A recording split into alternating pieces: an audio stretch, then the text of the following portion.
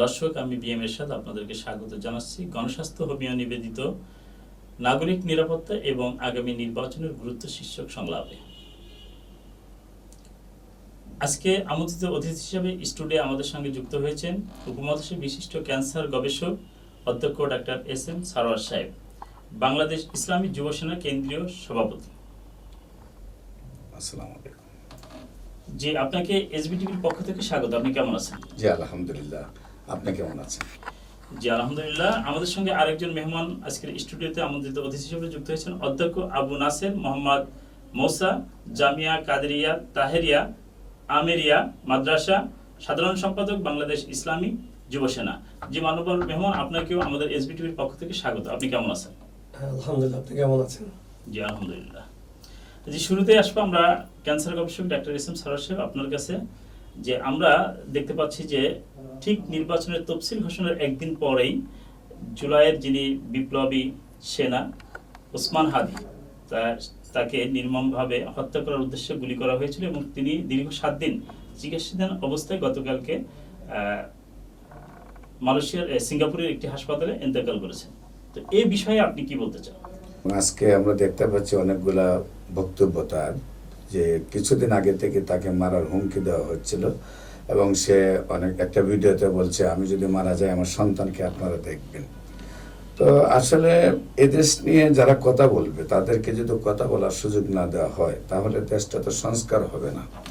বিশেষ করে হাদির মতো যারা আছে, যারা কথা বলা শিখছে, কথা বলতে পারছে, দেশ নিয়ে চিন্তা করতে পারছে, দেশপ্রেম যাদের মধ্যে আছে, তাদেরকে প্রোটোকল দিয়ে বাঁচিয়ে রাখা প্রয়োজন। কারণ আমরা যদি সংস্কার না হয় আমাদের দেশটা সুন্দরভাবে গড়ে উঠবে না। এর মূল উদ্দেশ্য ছিল যে আমাদের জীবনের বিনিময়ে যেন দেশটাতে শান্তি প্রতিষ্ঠা হয়।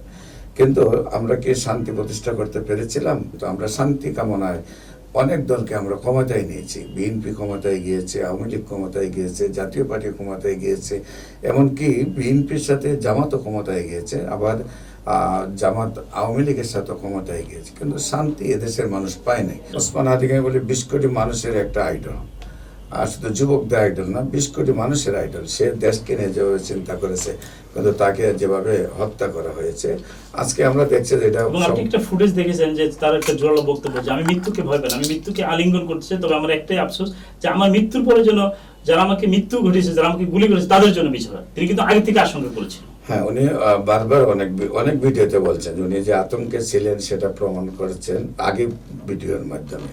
তো আমরা চাই না এভাবে ওসমান হাদির মতো ছেলেগুলা মারা যাক। বর্তমান সরকারে যারা রয়েছেন, আমি মনে করছি যে এমনি অনেক সময় ওনারা ক্ষমতায় থেকে গেছেন, ওনাদের উচিত ছিল ক্ষমতায় আসার পরেই সব রাজনৈতিক দলকে নিয়ে বসে একটি সুষ্ঠু নির্বাচন 3-4 মাসের মধ্যে দিয়ে দেওয়া। কিন্তু উনি দেশকে সঠিক অবস্থানে নিয়ে আসবেন। উনি একা কি দেশকে সঠিক অবস্থায় নিয়ে আসবেন?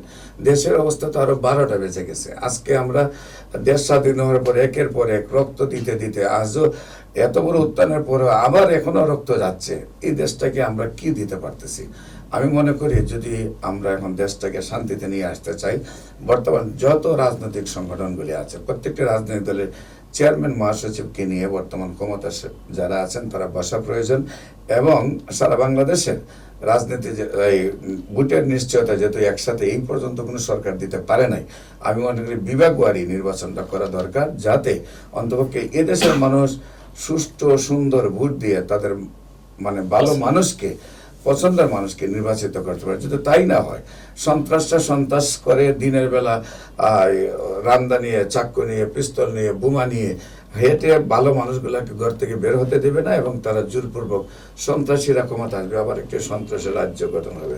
আমরা ইতিমধ্যে দেখেছি যে আমার দল বাংলাদেশ ইসলামী ফ্রন্ট, বাংলাদেশ ইসলামী যুব সেনা এবং বাংলাদেশ ইসলামী ছাত্র সেনার প্রতি এদেশের মানুষের প্রায় 90% মানুষের সমর্থন এসেছে। অধ্যক্ষ আবু নাসের মোহাম্মদ মৌসা সাহেব, আপনার কাছে আপনি কি বলবেন? এই যে আমরা নির্বাচনের তফসিল ঘোষণার পরে একের পর এক দেশে যে একটা হট্টগোল, একটা অশান্তি বিরাজ করছে।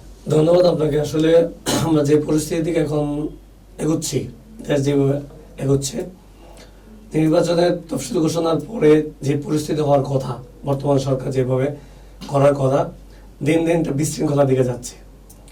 আপনার একটা পক্ষ এতদিন চেয়েছিল যে নির্বাচন বিলম্বিত হোক, তাহলে দেশ একটা স্থিতিশীল অবস্থায় যাবে, এই চিন্তা করছেন কেউ কেউ, কিন্তু আমরা যতটুকু দেখতে পাচ্ছি যে এই যে নির্বাচন তফসিল ঘোষণা করা হয়েছে, কারণ তফসিল ঘোষণা নির্বাচন হবে, তো যারা চেয়েছিলেন যে নির্বাচন ওনার চান না, নির্বাচন বিলম্বিত হোক, আসলে আমরা এই 24-এ যে জুলাই অভ্যুত্থান হয়েছে, তো একটা রাজনৈতিক দলের দীর্ঘদিন ক্ষমতায় থাকা নির্বাচন বিহীন বিভিন্ন পাতানো নির্বাচন হয়েছে, তো এইটার উপর ভিত্তি করেই কিন্তু জুলাই আন্দোলনটা হয়েছে, এবং সেই আন্দোলনের মধ্যে অনেকেই সম্পৃক্ত ছিলেন বিভিন্ন রাজনৈতিক দলের। তিনি কিন্তু এই কথাও বলেছেন, আপনার একটা ফুটেজে আমিও দেখলাম, যে আওয়ামী লীগ করলেই তাকে দোষারোপ করে তাকে শাস্তি দেওয়া যাবে না, কারণ একজনের বাড়ি হচ্ছে আপনার ধরেন বরিশাল, তো সে কখনো ঢাকায় আসে নাই বা কখনো আওয়ামী লীগের কোন রকমের সমর্থন, কিন্তু সে কোন রকমের দুর্নীতিতে জড়িত না, অথচ ওই লোককে দেখা যাচ্ছে আপনার মামলা দেওয়া হচ্ছে যে গুলিস্তানের গাড়ি পোড়ানোর মামলা। তো এইটা করে ভিন্ন খাতে মানে আইনকে প্রভাবিত করার কোনো সুযোগ নেই। উনি কিন্তু এটাও প্রতিবাদ করছে যে প্রকৃত দোষীকে। হ্যাঁ, তা উনি আন্দোলন করেছেন আওয়ামী লীগের বিরুদ্ধে, অর্থাৎ একটা সন্ত্রাস বা একটা ফেসিবাদের বিরুদ্ধে ওনার আন্দোলন ছিল, সেটা উনি করেছেন, কিন্তু পরবর্তীতে ওনার যে বক্তব্যগুলো ছিল সবাইকে নিয়ে, তো ওনার এনসিপির বিরুদ্ধে কিন্তু জোরালো। হ্যাঁ, আমি সেটা বলছিলাম যে উনি এনসিপির বিরুদ্ধে ওনাদের কোন কোন জায়গায় ভুল আছে সেটা ধরিয়ে দিয়েছেন, এবং জামাত ইসলামী যে ছাত্র শিবির, জামাত শিবিরের যে কাজগুলো ওনারা করতেছেন সেই বিষয়ে উনি কোনো স্পষ্ট বক্তব্য দিয়েছেন যে এই কাজগুলা কখনো এই দেশের জন্য সমীচীন নয়। বিশৃঙ্খলা করা আমরা প্রত্যেকটা মৃত্যুকাণ্ডকে নিন্দা জানাই। হ্যাঁ, নিন্দা জানাই, এবং এটা বিচার হওয়া উচিত, এবং প্রকৃত অপরাধী মানে ধরা পড়ুক। যদি প্রকৃত অপরাধী ধরা পড়ে এবং তার যদি যথাযথ শাস্তি হয়, তাহলে কেউ এরকম অন্যায় কাজ করতে পারবে না। আপনার কাছে আমরা আবার আসবো, জনাব মোসাম্মিয়া, আপনি অপেক্ষা করুন, আমরা আসবো। ডাক্তার সারোয়ার সাহেব, আপনি জানেন যে দীর্ঘদিন মানুষ নির্বাচন দিতে পারেনি, নির্বাচনের জন্য মানুষ মুখিয়ে আছে। আবার সুষ্ঠু নিরপেক্ষ ভোট দেওয়া যায়, সবাই যদি ভোটের অধিকারটা ফিরে পায়, তাহলে এলাকাতে যে মানুষটা ভালো মানুষ আছে সে নির্বাচিত হয়ে আসবে, তবে দেশটা শান্তি। আজকে বর্তমান এত রক্ত দেওয়ার পরে যদি আমরা একটা সরকার, একটা স্থায়ী সরকার এখন তৈরি না করতে পারি, যদি সুষ্ঠু ভোট না হয় তাহলে স্থায়ী সরকার তৈরি হবে না, আবার মারামারি কাটাকাটি চলবে। তাই আমি বর্তমান সরকারকে বলবো, যিনি ক্ষমতায় আছেন ওনাকে বলবো যে সকল রাজনৈতিক দলের প্রেসিডেন্ট সেক্রেটারিকে সিকিউরিটি ব্যবস্থা করা হোক, সকল রাজনৈতিক দলের নেতাকর্মীদের নিয়ে পরামর্শ করা হোক, এবং যে কোনো বিনিময়ে অবাধ সুষ্ঠু নিরপেক্ষ একটি নির্বাচন দিয়ে দেশের মধ্যে একটা স্থিতিশীল শান্তিপূর্ণ একটি সরকার গঠন করা হোক। এই দেশটার সম্ভাবনা সবই আছে, কিন্তু একটি মাত্র কারণ যে রাজনৈতিক স্থিতিশীলতা নাই, যার জন্য এই দেশটা আগাইতে পারতেছে না। আমরা আজকে আপনাদের টেলিভিশনের মাধ্যমে আমরা এই আবেদনটাই রাখবো, যারা অপরাধী তাদের বিচার হোক, এবং অবাধ সুষ্ঠু নিরপেক্ষ নির্বাচন করার জন্য প্রয়োজনীয় ব্যবস্থাটা হলো সকল রাজনৈতিক দলের অংশগ্রহণের মধ্যে, সকল রাজনৈতিক দলের পরামর্শের মধ্যে, সকল রাজনৈতিক দলের নিরাপত্তা নিশ্চিত করলে একটা অবাধ সুষ্ঠু নিরপেক্ষ নির্বাচন হবে এবং দেশে শান্তি ফিরে আসবে। আপনাকে অসংখ্য ধন্যবাদ। আমরা আলোচনা করতে করতে আমাদের অনুষ্ঠানের প্রায় শেষ পর্যায়ে চলে আসছে। তার আগে আমরা আবার একটু আব্দুল আসির মোহাম্মদ মোসা আপনার কাছে আসবো। সেটা হচ্ছে, আপনি কি আগামী নির্বাচন নিয়ে কোনো সংখ্যা অনুভব করছেন কিনা, খুব ছোট করে বলুন। আমরা যারা নির্বাচনে মনে করেন প্রার্থী হয়েছি, আমাদের একটা ভয় কাজ করতেছে, কারণ এইভাবে একদিক দিয়ে হলো যে দেশে একটা বৃহত্তম রাজনৈতিক দল যাদেরকে হটানো হয়েছে তারা নির্বাচনে নাই, তাদেরও চেষ্টা যে এই দেশের মধ্যে নির্বাচনে একটা প্রভাব বিস্তার করা, পাশাপাশি আরেকটা দল চাচ্ছে ক্ষমতায় যাওয়ার জন্য বেশি শক্তি ব্যবহার করে মানুষকে ভয় দেখিয়ে কিভাবে ক্ষমতায় যেতে পারে। তো নির্বাচন হওয়ার জন্য সরকারের যেই কৌশল রয়েছে, নিরাপত্তা বাহিনী যদি যথেষ্ট ভূমিকা রাখতে পারে তাহলে এটা সুন্দর হবে, নতুবা যত দিন যাবে ততই কি হবে, আমাদের দেশের পরিস্থিতি খারাপ হতে থাকবে। তো সেই জন্য সরকার শক্ত হাতে যেন পরিস্থিতি যদি নিয়ন্ত্রণ করতে পারেন তাহলে সুষ্ঠু নির্বাচন সম্ভব, আর নচেত এখন যে পরিস্থিতি আছে এইভাবে নড়বড়ে হলে আমরা সামনে নির্বাচন কিভাবে হবে এটা নিয়ে আমরা এখন এর মধ্যে আশঙ্কার মধ্যে আছি। আশঙ্কার মধ্যে আছেন। ধন্যবাদ অধ্যক্ষ আবু নাসির মোছা, আপনার মূল্যবান সময় আমাদের এসবিটিভি সঙ্গে দেওয়ার জন্য।